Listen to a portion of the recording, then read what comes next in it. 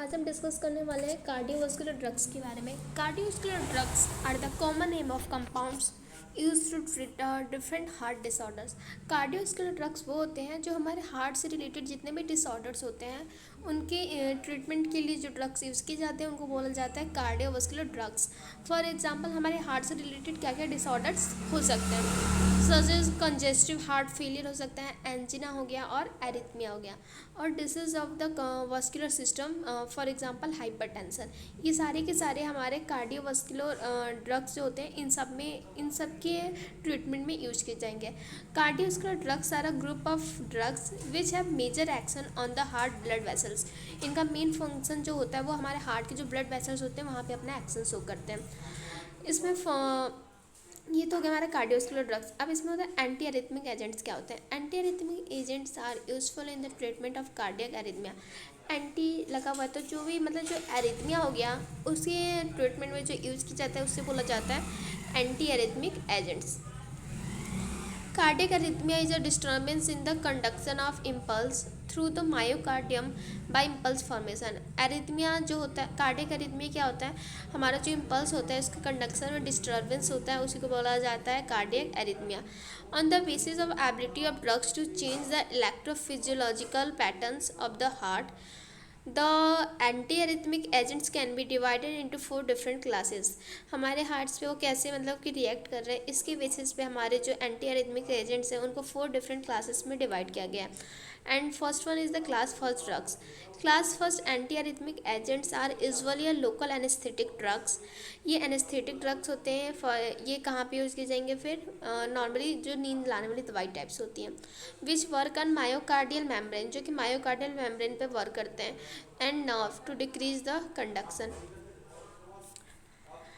इसके अलावा they increase the threshold of excitability की दे इंक्रीज कर देते हैं, reduce the velocity of conduction, reduce the rate of depolarization. Class first drugs के अंदर इसका एक एग्जांपल है क्विनिडीन का।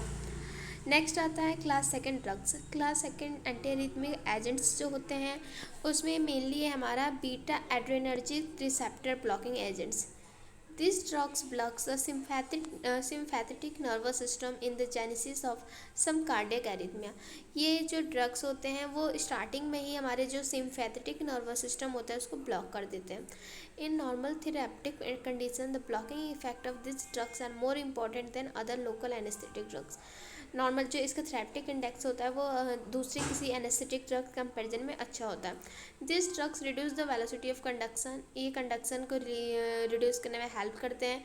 This drugs decrease the neurologically induced automaticity at normal therapeutic doses. At higher doses this drugs causes excitability.